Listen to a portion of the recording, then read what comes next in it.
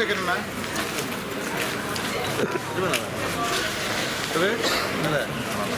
బాబు ఎక్కడ ప్రకాష్ గారు మీరు నమస్కారం సార్. అయ్యా నమస్కారం.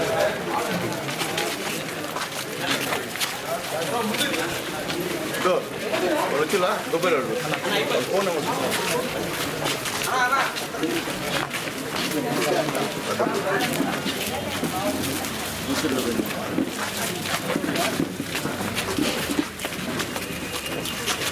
నమస్తే బాగున్నారా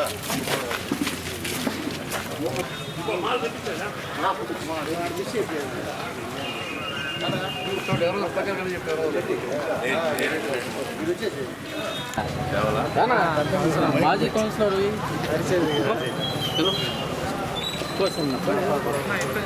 ఎలా పడుకోనా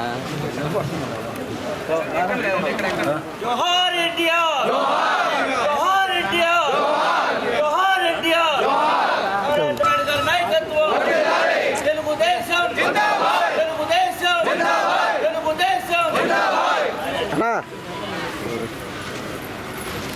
అన్నా నా ఒక్క నిమిషం.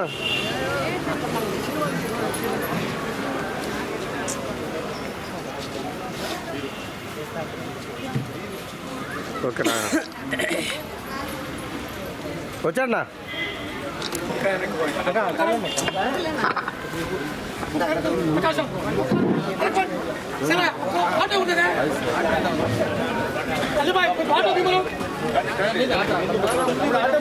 తారక రామారావు గారి 28వ వర్ధంతి కార్యక్రమాన్ని గూడూరు నియోజకవర్గంలో గూడూరు తెలుగుదేశం పార్టీ ప్రధాన కార్యాలయం నందు తెలుగుదేశం పార్టీ మాజీ శాసనసభ్యులు గూడూరు నియోజకవర్గ ఇన్ఛార్జ్ 2024లో తెలుగుదేశం పార్టీ పోటీ చేస్తున్న అభ్యర్థి పాసిం సునీల్ కుమార్ గారి ఆధ్వర్యంలో ఎన్టీఆర్ 28వ వర్ధంతి కార్యక్రమాన్ని చేపట్టడం జరిగింది. నందమూరి తారక రామారావు గారు ఆయన నిమ్మకూరు నందు పామరు మండలం కృష్ణా జిల్లా నందు 23వ తారీఖు 2023న 28వ తారీఖు మే 2023లో ఆయన జన్మించడం జరిగింది. నందమూరి తారక రామారావు గారు చాలా చిన్న కుటుంబంలో జన్మించినప్పటికీ నిమ్మకూరు గ్రామం నందు విద్యను అభ్యసించేదానికి కూడా అక్కడ ఉపాధ్యాయులు లేరు, ఎవరు లేనప్పటికీ కూడా బయట నుంచి ఎవరో వచ్చి అక్కడ విద్య చెప్తుంటే 3వ తరగతి వరకు కూడా నిమ్మకూరు గ్రామం నుండి విద్యాభ్యాసాన్ని చేపట్టడం జరిగింది. 3వ తరగతి అయిన తర్వాత ఆయన విజయవాడకి విచ్చేసి విజయవాడలో వాళ్ళ పెదనాయన దగ్గర చేరి అక్కడ ఆయన ప్రాథమిక విద్యను చదువుకోవడం జరిగింది. అదేవిధంగా ఎస్ఎస్ఆర్ కాలేజీ నుండి ఇంటర్మీడియట్ జరగడం జరిగింది. తర్వాత డిగ్రీని ఆయన క్రిస్టియన్ ఆంధ్ర కాలేజీ నుండి విద్యాభ్యాసం చేయడం జరిగింది. బిఏ పూర్తి చేసిన తర్వాత ఆయన సినీ రంగంలో ప్రవేశించడం, సినీ రంగంలో కూడా మొట్టమొదటి సినిమా మన దేశం సినిమాతో ఆయన ప్రారంభించడం జరిగింది. అదేవిధంగా అంచెలంచెలుగా ఎదుగుతూ 60 సంవత్సరాలు సినీ రంగంలో మకుటం లేని మహారాజుగా వెలుగుతుండి కోట్లు సంపాదిస్తున్నప్పటికీ కూడా పేద ప్రజల ఆక్రందనలు కాంగ్రెస్ ఆ రోజు చేస్తున్న అరాచక పాలనను చూసి పేద ప్రజల యొక్క ఆక్రందనల నుంచి మనం ఒక పార్టీని పెట్టాలా, పేద ప్రజలను ఆదుకోవాలా, వాళ్ళ అభ్యున్నతి కోసం పనిచేయాలని ఆలోచించాడు. ఆయన ఆలోచించి 1982 మార్చి 29వ తేదీన న్యూ ఎమ్మెల్యే క్వార్టర్స్ హైదరాబాద్లోని ఆదర్శ నగర్ నందు తెలుగుదేశం పార్టీని ప్రారంభించడం జరిగింది.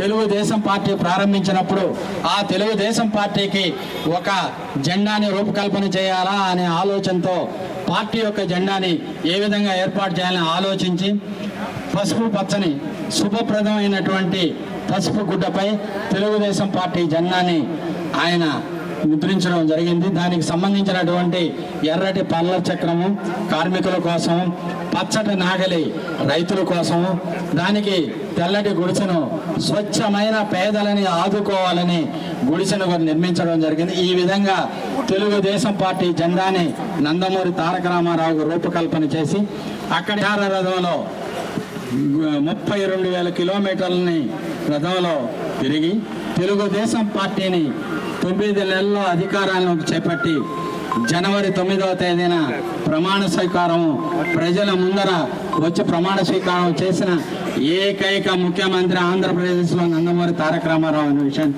గుర్తుంచుకోవాలి. నందమూరి తారక రామారావు గారు పేదలకు నేనున్నాను, పేదల కోసం సంస్కరణలు సంక్షేమ పథకాలు తీసుకొచ్చింది కూడా నందమూరి తారక రామారావు.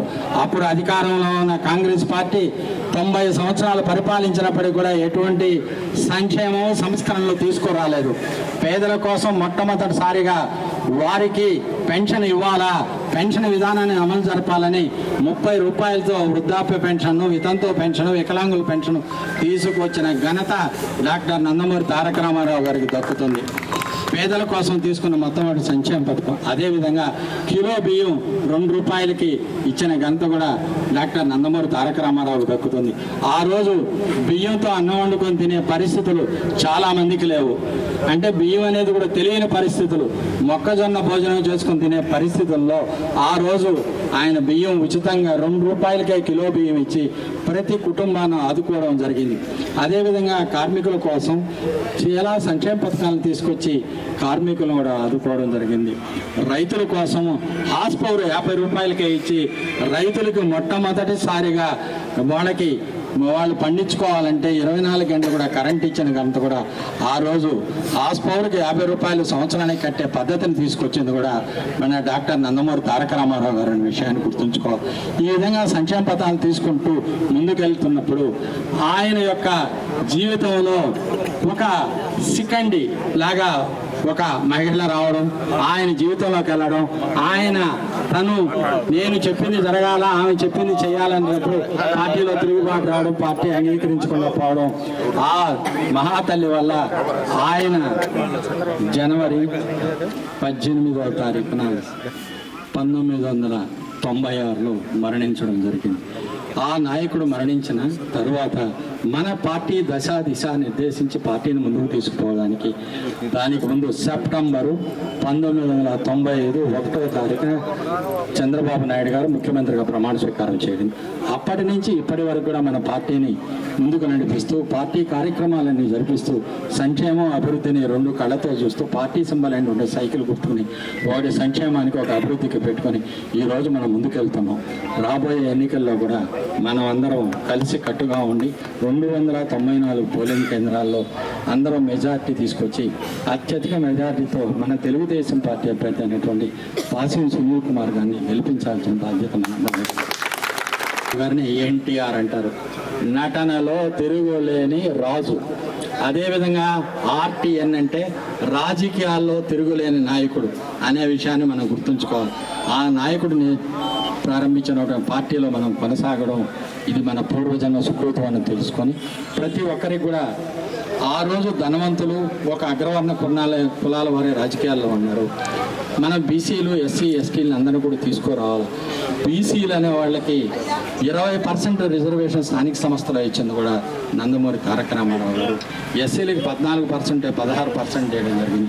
అదే ఎస్టీకి 4% ఉండే 6%. ఈ విధంగా రిజర్వేషన్ 20% కలిగి చేసి ఆ తర్వాత చంద్రబాబు వచ్చిన తర్వాత బీసీలకు 34% ఇస్తే ఈరోజు స్థానిక సంస్థల ఎన్నికల్లో బీసీల యొక్క పర్సంటేజ్ని 24%కి తీసుకొచ్చి ఎన్నికలు జరిపించినటువంటి సైకో ఎవరంటే జగన్మోహన్ రెడ్డి. ఇది గుర్తుంచుకొని సైకోని సాగనంపించాలని పరిస్థితి మనందరి మీద ఉందని తెలియజేస్తూ సెలవు తీసుకుంటాం. కుటుంబ సభ్యులందరికీ కూడా పేరు పేరున ధన్యవాదాలు తెలియజేసుకుంటూ 1923లో జన్మించి 1923 మే 28వ తేదీ నాడు జన్మించి కారణ జన్ముడైనటువంటి అలాంటి మహానుభావుడు పుట్టడం అనేది మనం చేసుకున్నటువంటి అదృష్టం. అందరం పుడతాం, కానీ కొందరికే అలాంటి అరుదైనటువంటి గౌరవం దొరుకుతుంది. ఆయన చూపించినటువంటి ఈ తెలుగుదేశాన్ని, ఈ రథాన్ని నడపడానికి ఆయన తర్వాత మన చంద్రబాబు నాయుడు గారు ముందుకు నడిపిస్తూ ఉన్నారు. చాలా సంతోషకరమైన విషయం. కాబట్టి చంద్రబాబు నాయుడు గారు ఇదే విధంగా ముందుకు నడవాలి అని అంటే మనందరం సహకరించి అందరం కూడా ఆ మహానుభావుడి యొక్క ఆశయాల్ని, ఎన్టీ రామారావు గారి యొక్క ఆశయాల్ని ముందుకు సాగనంపుతూ తెలుగుదేశం పార్టీని కాపాడమే కాకుండా రాష్ట్రాన్ని కాపాడాల్సినటువంటి పరిస్థితి ఆసన్నమైంది. రావణాసురుణ్ణి వధించాలంటే మనం అందరం కంకణం కట్టుకోవాల్సినటువంటి అవసరం ఉంది. ఈరోజు మనతో కలిసి రావడానికి వచ్చేటువంటి పార్టీలన్నిటికీ కూడా స్వాగతం పలుకుతూ, అదేవిధంగా జనసేన కూడా ప్రత్యేక ధన్యవాదాలు తెలియజేస్తూ, అందరం కలిసి పోరాడదాం, తెలుగుదేశాన్ని కాపాడదాం, తెలుగు రాష్ట్రాన్ని గౌరవప్రదంగా ఉంచుదాం, అన్నగారి ఆశయాల్ని ముందుకి నడిపిద్దామని కోరుకుంటూ సెలవు తీసుకుంటున్నాను. Thank you very much. Kallakuru Srinivasareddy గారికి, అలాగే పెద్దలు రాష్ట్ర కార్యనిర్వాహక కార్యదర్శి శీలం కిరణ్ గారికి, పెద్దలు రాష్ట్ర కార్యదర్శి నిలబల్లి భాస్కర్ రెడ్డి గారికి, అలాగే ముఖ్యంగా ఈరోజు ఈ కార్యక్రమాన్ని ప్రతిసారి కూడా ఆయన బుధస్కంధాల మీద వేసుకొని ఈ విధంగా భారీగా అన్నదానం ప్రతిసారి చేస్తుంటాడు. పార్టీ అధ్యక్షుడు పిలింసేనకి ప్రత్యేకమైన ధన్యవాదాలు తెలియజేస్తున్నాను. అలాగే సోదరులు గూడూరు మండల పార్టీ అధ్యక్షులు రాజు గారు, అలాగే రోడ్ల మండలానికి అబ్జర్వర్గా వచ్చినటువంటి వెంకటరమణ గారు, అడ్వకేట్ గారు, అలాగే సోదరులు మా మిత్రుడు బిల్లి చెంచరామయ్య గారు, రహీం గారు, పెద్దలు నరసింహనాయుడు గారు, ప్రకాష్ గారు, సురేంద్రన్ గారు, నరసింహులు గారు, మా మస్తాన్ నాయుడు గారు, అలాగే ఇక్కడ వచ్చినటువంటి యువ నాయకులకి, అలాగే ఇక్కడికి వచ్చినటువంటి అందరూ కూడా మా జనార్దన్ రెడ్డి గారికి, అలాగే మహిళా నాయకులు అందరూ కూడా మనస్ఫూర్తిగా అన్న నందమూరి తారక రామారావు గారి యొక్క వర్ధంతి. ముఖ్యంగా అన్నగాడు నటనలో కిరణ్ చెప్పినట్టు రారాజు, కృష్ణుడైనా, దుర్యోధనుడైనా, అర్జునుడైనా, బృహన్నలైనా, లేకపోతే శ్రీకృష్ణ దేవరాలైనా, అలాగే ఔరంగజేబు అయినా, లేకపోతే రాక్షసుడిలో పాటలు ఏమంటారు రావణాసురుడైనా ఆయనే. ఇంకెవరు కూడా పాత్రలకి సెట్ కారు, సూట్ కారు. ఎవరు వేసినా ఆ సినిమాలను అట్లా ఫెయిల్ అయినటువంటి పరిస్థితి ఒకసారి మీకు తెలియజేస్తున్నా. యుగ పురుషుడు, సినీ రంగంలో రారాజు, మల్టం లేకుండా సినీ రంగాలు లేనటువంటి మహానుభావుడు. దాని తర్వాత ప్రజాసేవకు వచ్చి అణగారిన వర్గాలు, ఎస్సీ, ఎస్టీ, బీసీ మైనార్టీల కోసం తెలుగుదేశం పార్టీని పెట్టినటువంటి మహా నేత భగవంతుడు నిజం చెప్పాలంటే నందమూరి తారక రామారావు గారు అని చెప్పి నేను తెలియజేస్తున్నా. అటువంటి మహానుభావుడు వర్ధంతిని ఇక్కడ అందరం కూడా పెద్దల సహాయ సహకారాలతో చేసుకోవడం నిజంగా పక్క బాధగా ఉంది.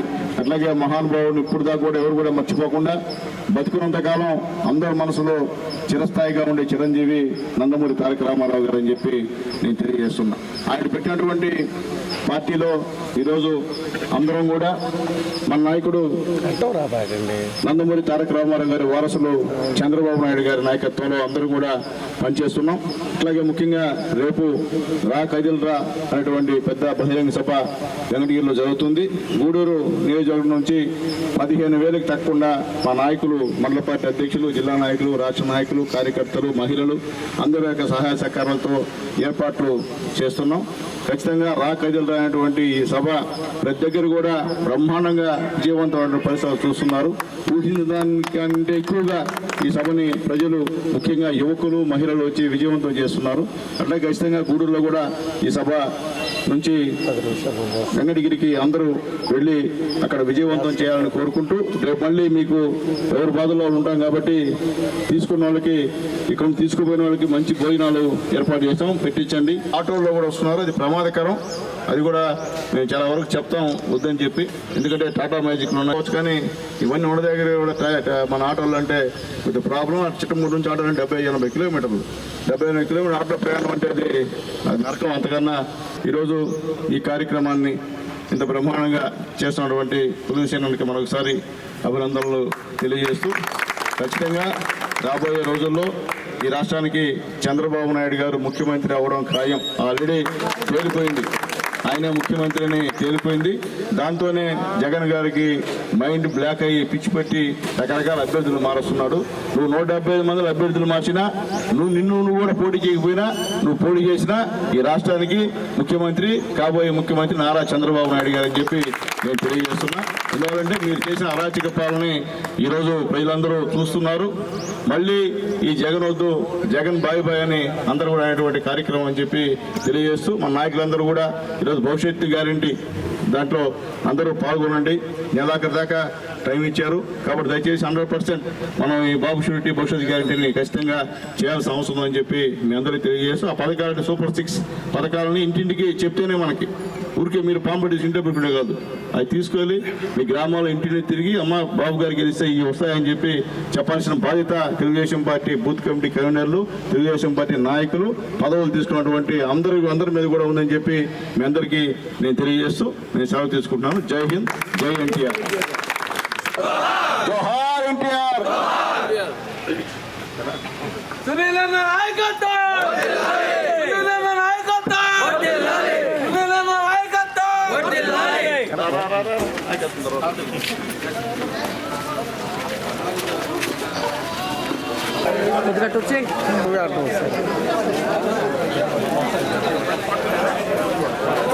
సరిపోయిందా? ఓకే వెనక జరగండి పక్కరండి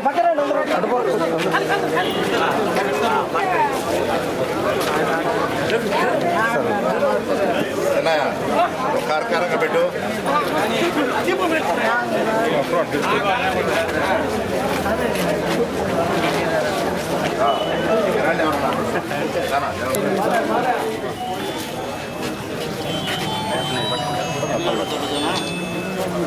ఓకే ఒక ఇద్దరు పెట్టండి. నువ్వు ఇట్లా రానా?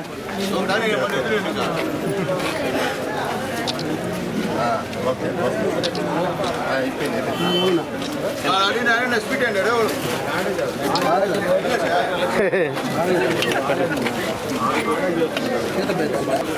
తప్ప అందరు రావాలి. అందరు ఆగిపోయారా? అందరు పెట్టుకుని అందరూ ఇది కుదరవు. ఫోటో పోజించి వెళ్ళిపోతే మీరు లాస్ట్ టైం పట్టాల్సిందే. ఆ వరకు ఒక గిడి పెట్టేసి వెళ్ళిపోతే అన్న తప్ప మిగతా రావాల్సిందే. సాంబార్ గింబారు మాకు చాలా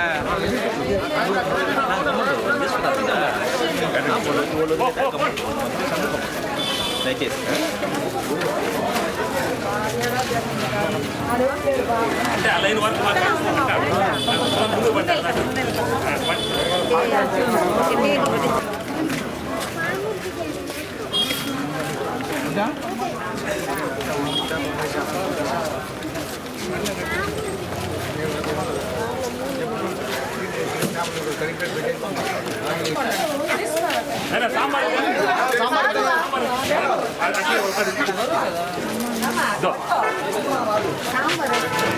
సాంబార్ వెనకాల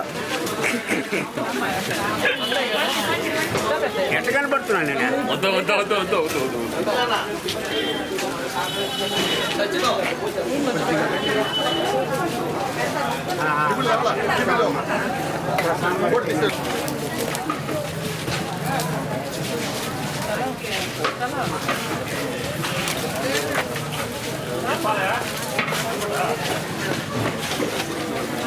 పక్క నుంచి బండి పక్క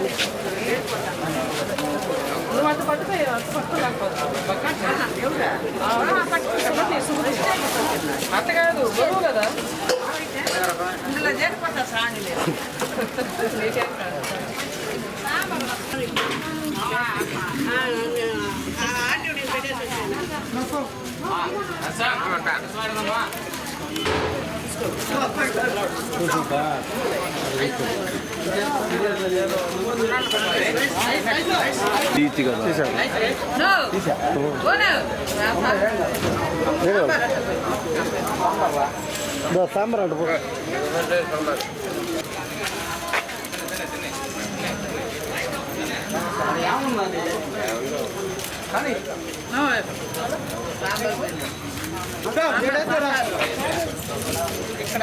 సాంబార్ అంటే సాంబార్